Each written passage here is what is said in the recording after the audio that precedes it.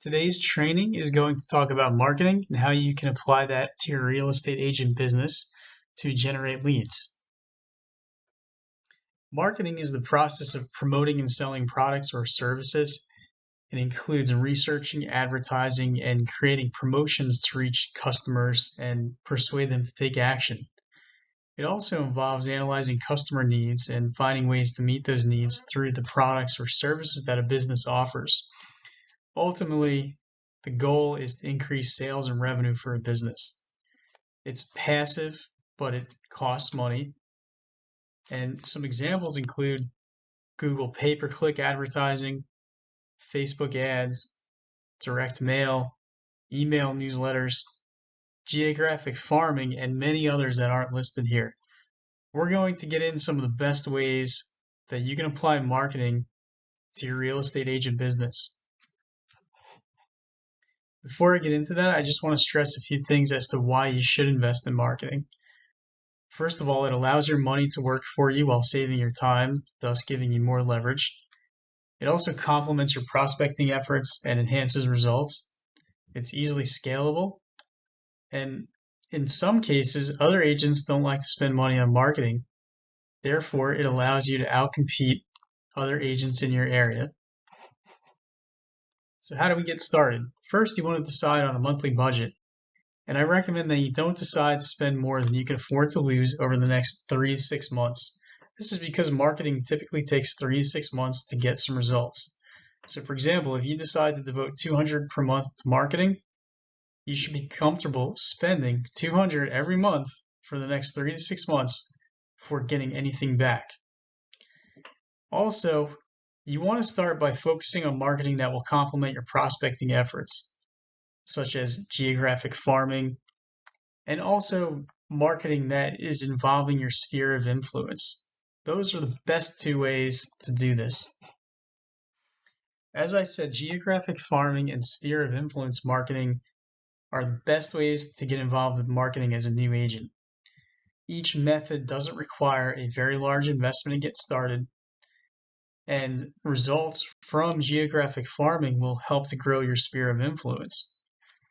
Also, geographic farming can be easily scaled once you start making a return from your initial investment.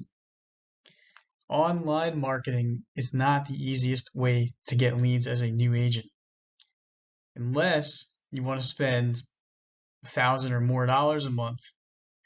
Also, depending on the lead source, online marketing will generate leads on a 1 out of every 100 ratio, meaning 1%.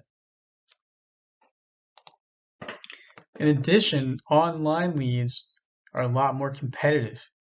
It's going to require you to do an immediate call or text or some kind of follow-up within the first 5 minutes of somebody responding.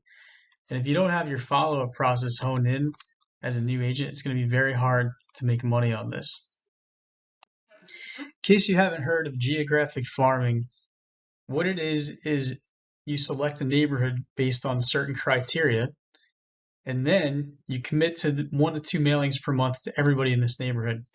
Usually it's a minimum of 300 addresses. I don't recommend doing anything less than 300, otherwise it may take more time to get results, or it might be harder for you to get results.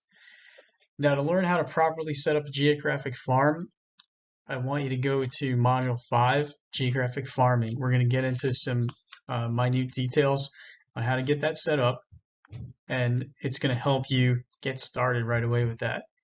Sphere of influence marketing involves sending emails and mailings to people that may know you or are in your personal network of contacts.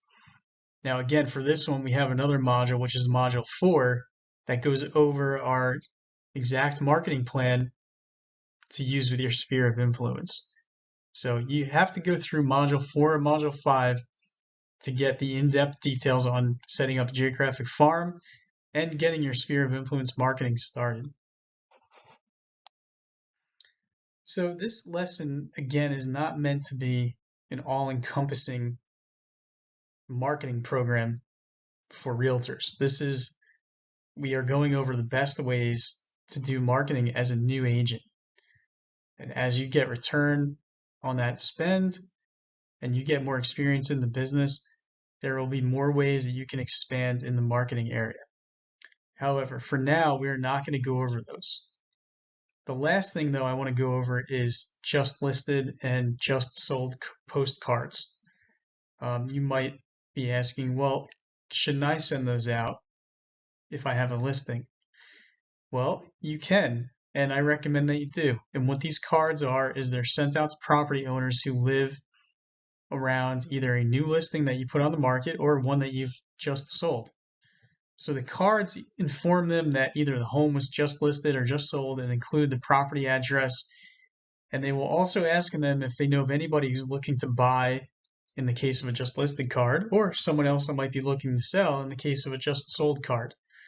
So first, you have to have your own listing to do this. So you can't do this if you don't have any listings yet. Also, you want to send a minimum of 50 out for each listing that is just listed and another minimum of 50 out for each listing that's just sold. However, if you send more, you're going to get better results. Like if you do 200 or more or 300 or more, it's going to give you much better results than just sending out 50.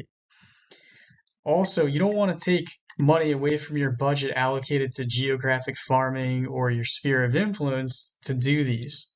So if you don't have the budget to do a couple hundred, then just do 50. All right. Also, Foundation Title can do these cards for you and mail them out. All you have to do is contact them at the email listed on the slide here. So what do we do from here? Well, you want to start learning the geographic farming and sphere of influence marketing right away. So get started on those slides. And remember, I don't recommend doing any additional marketing other than those two items. The just listed and just sold cards, they can be started after you get your first listing. In the meantime, don't worry about them. If you have any questions or concerns or anything that I missed in this lesson, call me or email me and I'd be happy to go over it with you. Thank you.